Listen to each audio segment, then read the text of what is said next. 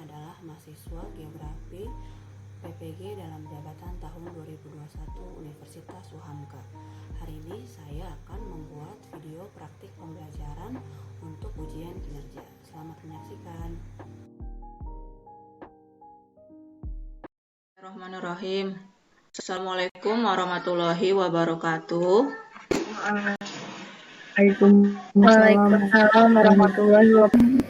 Gimana kabarnya anak-anak kelas 11? Sehat? Alhamdulillah baik. Alhamdulillah. Bu. Alhamdulillah.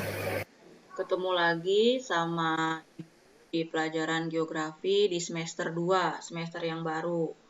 Ya, yang habis liburan, walaupun habis liburan, tapi kita harus tetap semangat buat masuk ke semester 2 ini. Mudah-mudahan ada peningkatan di nilai dan pemahaman geografi kalian.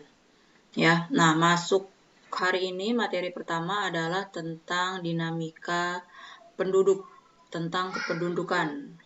Ya, karena di kelas 11 ini lebih ke geografi sosial. Jadi kita akan lebih belajar tentang hal-hal yang menyangkut sosial, salah satunya penduduk. Ya. Nanti kita akan belajar tentang gimana sih cara mencari tahu jumlah penduduk, bagaimana sih mendaftarkan kependudukan dan lain-lain. Ya, tapi sebelumnya kita berdoa dulu yuk. Ketua kelas silahkan pimpin doa. Yuk. Bersiap. Sebelum memulai pelajaran, alangkah baiknya kita berdoa sebelum berdoa menurut agama dan kepercayaan masing-masing. Berdoa mulai. Berdoa selesai. Memberi salam. Assalamualaikum warahmatullahi wabarakatuh. Waalaikumsalam warahmatullahi wabarakatuh. Semoga pembelajaran kita hari ini diberikan kelancaran dan kemudahan. Amin. Oke, selanjutnya saya akan absen satu persatu dulu ya. Saya mau absen dulu. Dari absen pertama. Nilam ada, Nilam? Ada ya. Reza Anissa ada. Bunga? Ada. Cynthia? Ada, Bu. Dewi? Ada, Wi? Anggita? Hadir. Oke. Iyo? Ada. Afril? Hadir. Nisa? Reza hadir ya. Oke, cukup absensinya. Nah, sekarang ada, Bu. Oke. Cukup absensinya, hadir semua.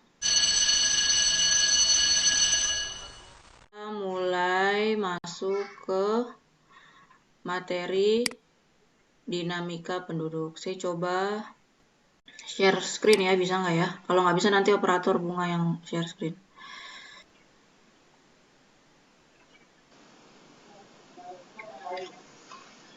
Di semester kedua ini, kita akan mempelajari materi geografi dengan judul dinamika kependudukan. Di pertemuan pertama ini, kita akan belajar dulu tentang sumber data kependudukan. Nah, sumber data kependudukan ini berisi tentang dari mana sih kita bisa menghitung jumlah penduduk dan dari mana data tersebut diambil, siapa yang mengambil. Nah, di situ kita akan pelajari. Next slide, Bunga. Nah, ini adalah kompetensi dasar yang akan kita capai di pertemuan kali ini. Bisa kita baca sama-sama. Lanjut. Nah, ini indikatornya. Kita bisa baca sama-sama. Lanjut.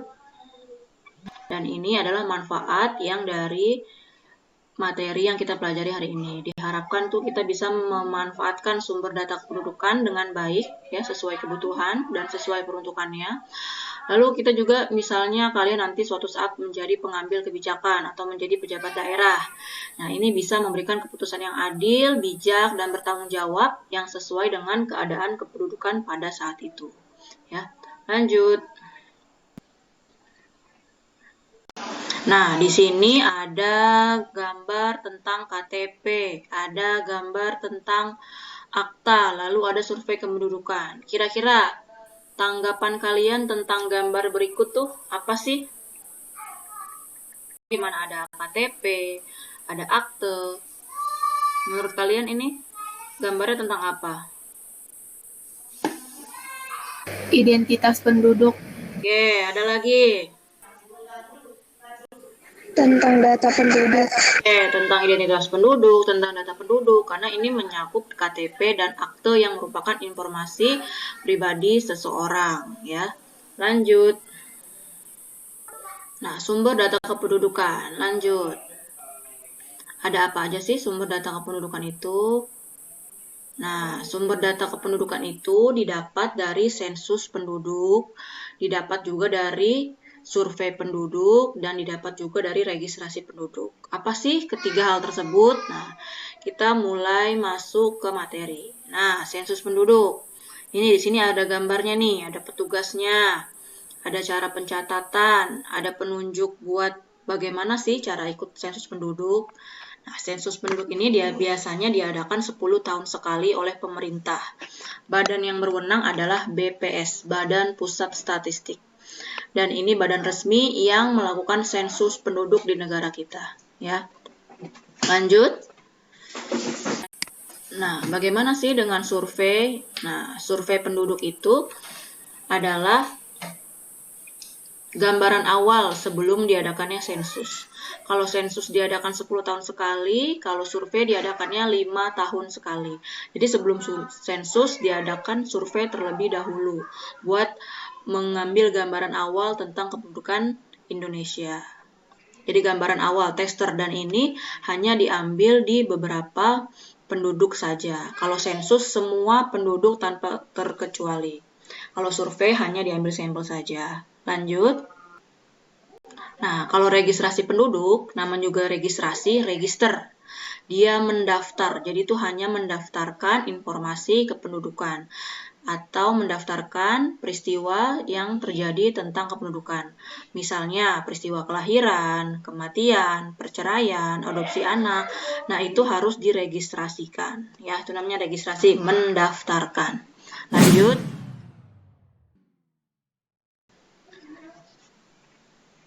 Nah, sebelum lanjut materi, saya ada pertanyaan nih sedikit tentang kalian. Untuk kalian tentang materi kali ini. Masih tentang tadi ya, sensus penduduk, survei penduduk, lalu tentang registrasi penduduk, ya. Ini ada di LKPD, ya, coba dilihat. Kita pemanasan sedikit.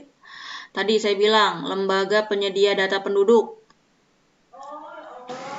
Itu jawabannya apa? A, B, C, D, E, F, G. BPS, Bu. Oke, BPS tuh yang nomor berapa? Option keberapa? Yang D. Oke, nomor 1 lembaga penyedia data penduduk adalah D, BPS. Nomor 2, data yang diambil langsung ke lapangan. Itu merupakan data apa? Ayo. Data primer. Oke, data primer. Berarti optionnya yang mana itu? Yang B. B, oke. Lalu data penduduk yang diambil dari lembaga penyedia. Nomor 3, data penduduk yang diambil dari lembaga penyedia data. Survei. Salah. Data penduduk yang Survei. dari lembaga penyedia data. Data sekunder. Oke, data sekunder yang G, option G. Nomor 4, sensus yang dikenakan pada setiap orang tanpa mempertimbangkan KTP. Jadi tidak pakai KTP. De facto. De facto, oke. Lalu, sensus yang dilakukan dengan melihat KTP. Jadi harus pakai KTP. De jure. Ya, de jure yang A. Lalu, pendataan yang dapat dilakukan hanya dengan mengambil sampel saja. Nomor 6. Yang mana? Survei. Oke, Survei, Bu. pinter. Nomor terakhir, sensus yang dilakukan dengan cara pengisian angket oleh kepala keluarga. Jadi kepala keluarganya yang mengambil data. Householder. Householder, oke, yang E, householder. Oke, terima kasih. Tadi ada yang kesulitan di beberapa nomor ya. Lanjut, next. Nah, sekarang kita masuk ke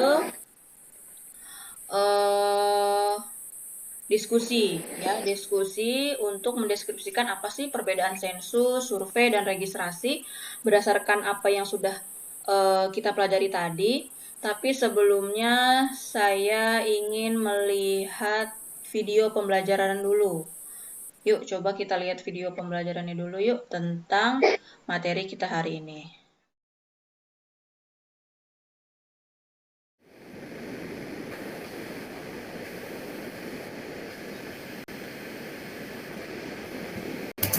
Sensus penduduk yang akan dilakukan secara online. Bagaimana persiapan menghadapi sensus dengan metode wawancara langsung dan juga online.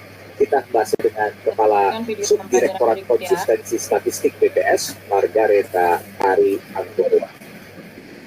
Ari, selamat malam Bu. Terima kasih. Bu Ari, jadi nanti apa yang bisa dibayangkan terkait dengan sensus penduduk secara online? Kita akan mengalaminya.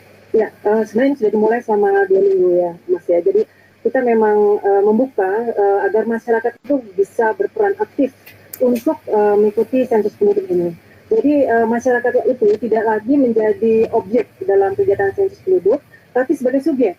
Jadi mereka akan berpartisipasi secara aktif, mengisi, lalu mulai juga berpikir tentang bagaimana pentingnya data dalam proses perencanaan pembangunan. Informasi masih minim, kemudian dilakukan bahwa kamu harus mengisi ini, Anda harus mengisi ini, keluarga dan lain sebagainya. Belum ada. Ya.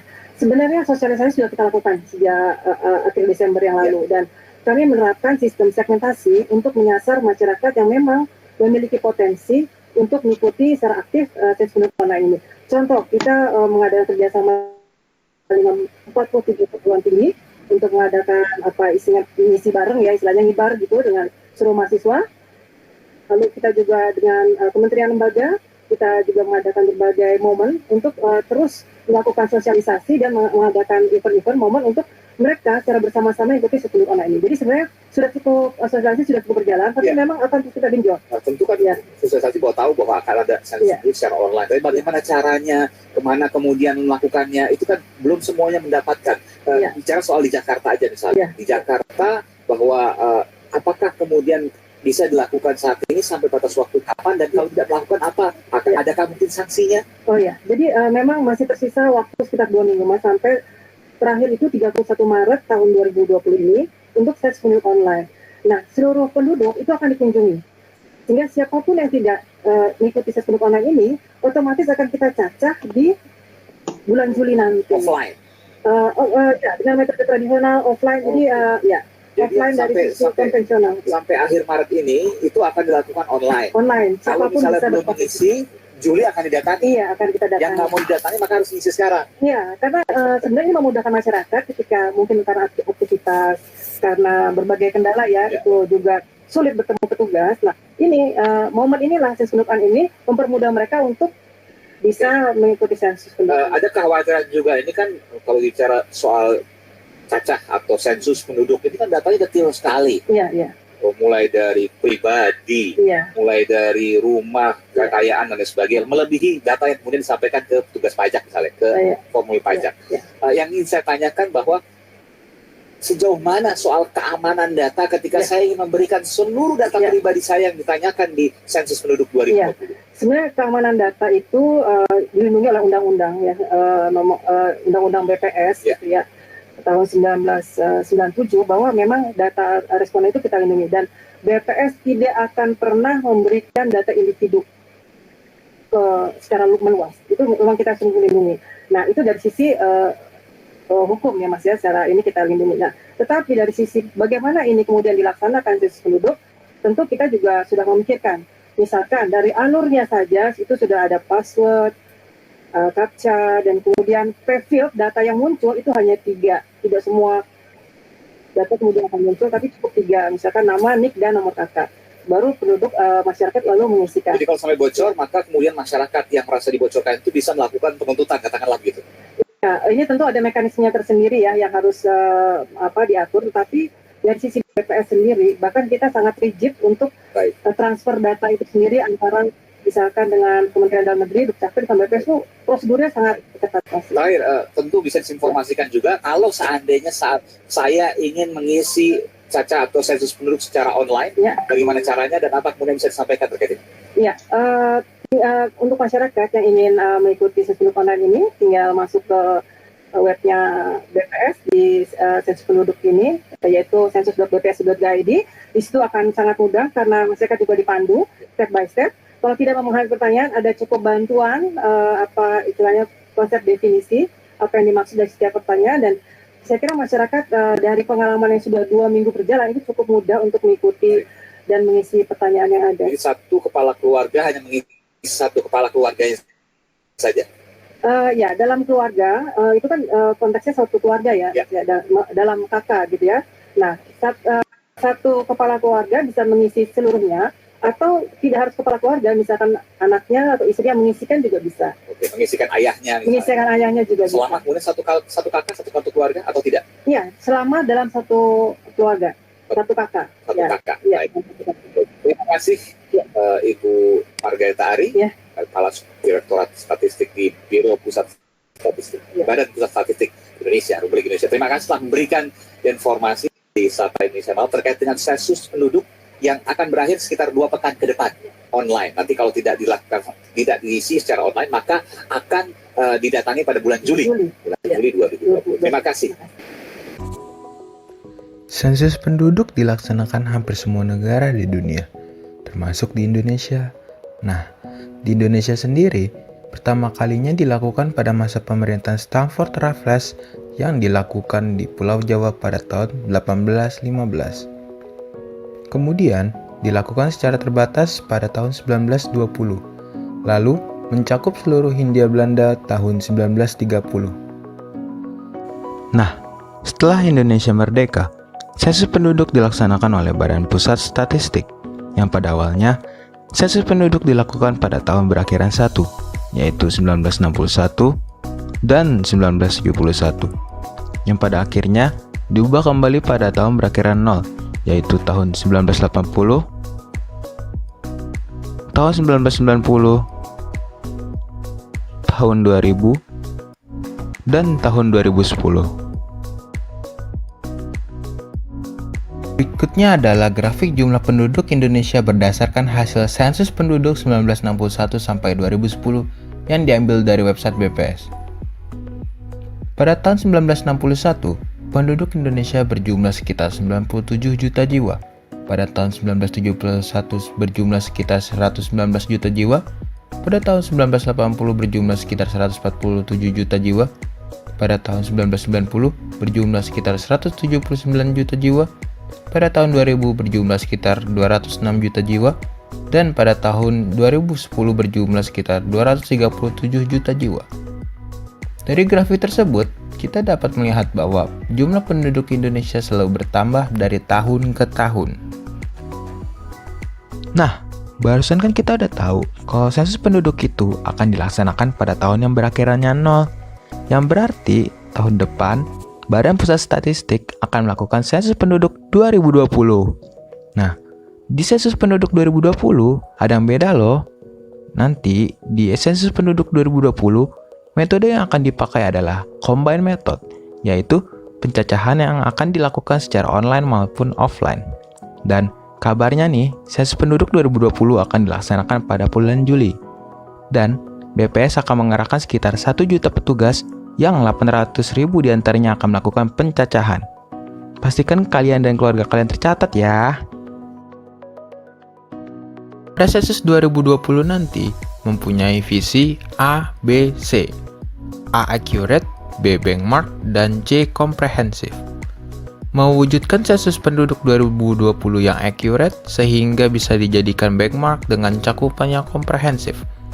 Maksudnya adalah sensus penduduk 2020 yang akurat dan komprehensif memiliki arti setiap orang tercacah, tidak cacah ganda, dan dicacah pada tempat dan waktu yang tepat.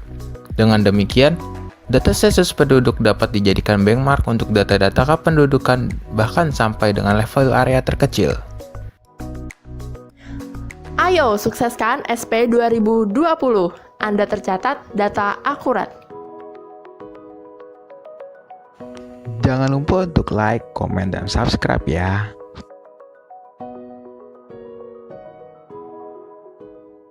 Oke, terima kasih operator yang sudah menampilkan video pembelajaran yang berkaitan dengan sensus penduduk di materi kita kali ini. Bagaimana tanggapan kalian?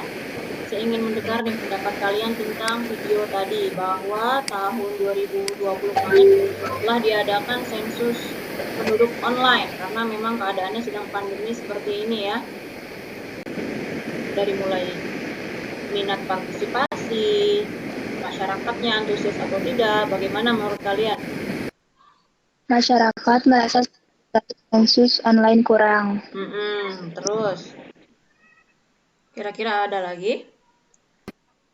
Masyarakat takut data diri mereka tersebar dan digunakan hal yang tidak bertanggung jawab.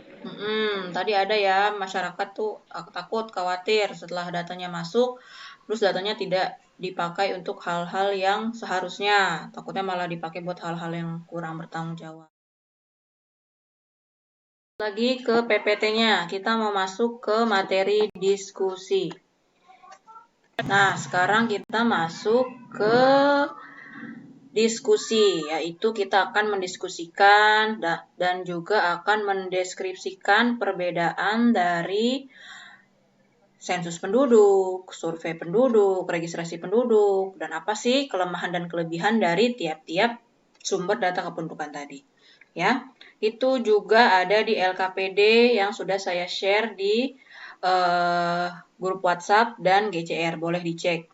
Ya, kelompok dibagi menjadi 2 kelompok, ada kelompok 1 dan kelompok 2. Saya beri waktu kurang lebih 10 menit untuk mendiskusikan.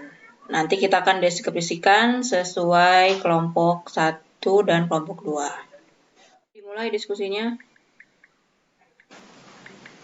Nah, jadi di grup WhatsApp dan link GCR sudah saya berikan artikel tentang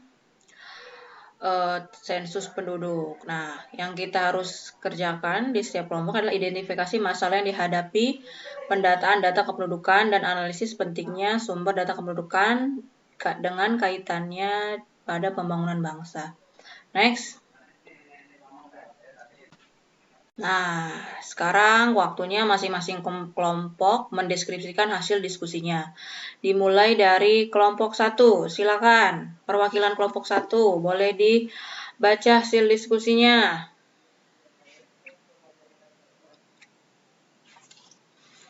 Siapa perwakilan kelompok 1? Identifikasilah masalah yang dihadapi dalam pendataan data kependudukan.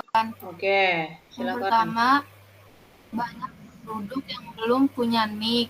Yang kedua, masih kurangnya kesadaran masyarakat untuk memiliki KTP.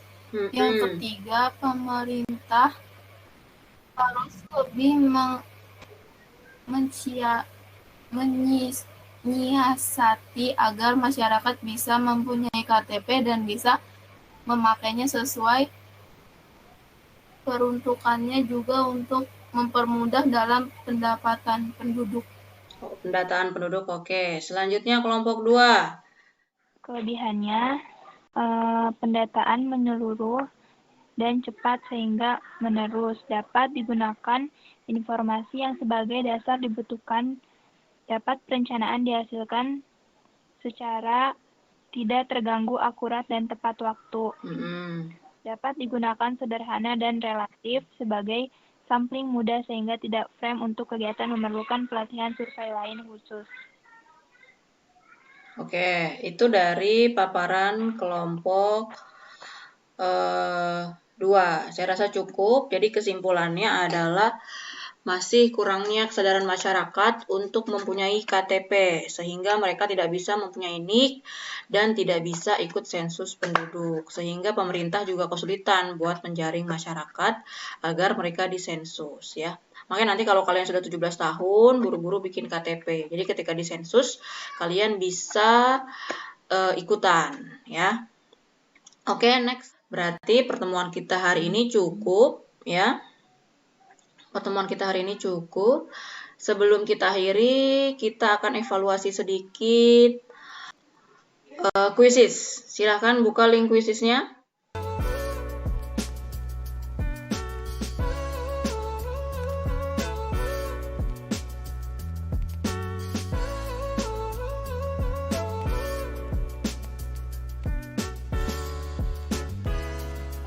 Yang lain ikutan join ya.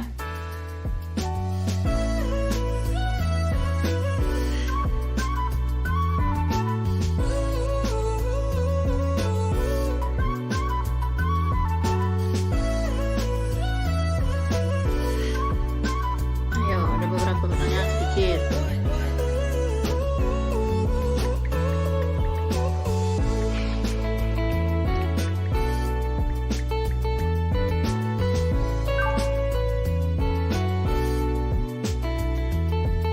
Ayo, yang lain. Masih banyak yang belum join nih. Yuk.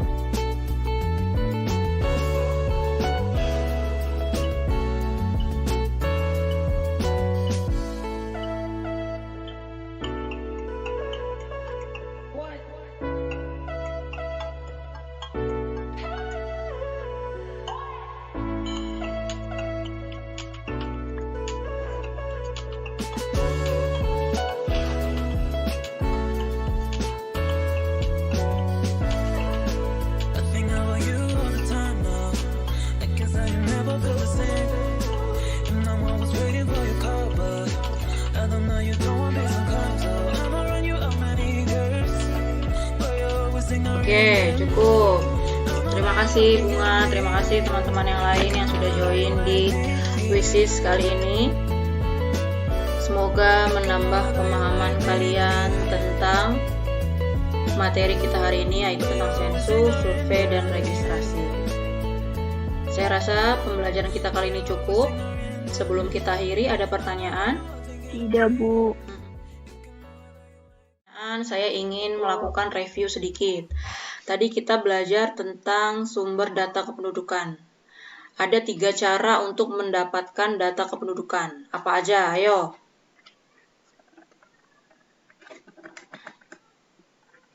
Tadi ada 3 hal. Apa aja yang bisa kita lakukan untuk mendapatkan data kependudukan? Sensus, survei, registrasi. Oke, betul. Ada 3 cara untuk mendapatkan data kependudukan, yaitu ada sensus penduduk, survei penduduk, dan registrasi penduduk. Kalau sensus, tadi apa sensus? Sensus itu diadakan berapa tahun sekali? Sensus penduduk? Sensus 10 tahun. 10 tahun. Kalau survei? Survei tadi berapa tahun? 5 tahun. 5 tahun. Lalu kalau registrasi, apa sih registrasi? Dari register. Kata registrasi itu tentang apa? Tentang pendaftaran, Bu. Oh, oke, mendaftarkan. Apa aja yang didaftarkan biasanya? Kelahiran, kematian. Terus apa lagi? Ya benar. Kelahiran, kematian, perkawinan. Oke, perceraian. Oke. Terima kasih Reza Anissa. Nah, itu adalah materi kita hari ini. Semoga kalian bisa memahaminya dengan baik. Untuk materi pertemuan kedua atau materi selanjutnya, kita akan belajar tentang data penduduk itu seperti ada peristiwa penduduk, ada kelahiran, kematian, dan itu juga ada cara menghitungnya. Jadi minggu depan kita ada hitung-hitungannya sedikit, tapi tenang aja kalau hitung-hitungan IPS itu tidak begitu sulit. Ya, hanya kita akan menghitung tentang kelahiran, kematian, lalu tentang migrasi. Nah, itu akan kita pelajari di pertemuan berikutnya. Jadi tidak ada pertanyaan ya. Sebelum kita tutup, tolong satu orang pimpin doa.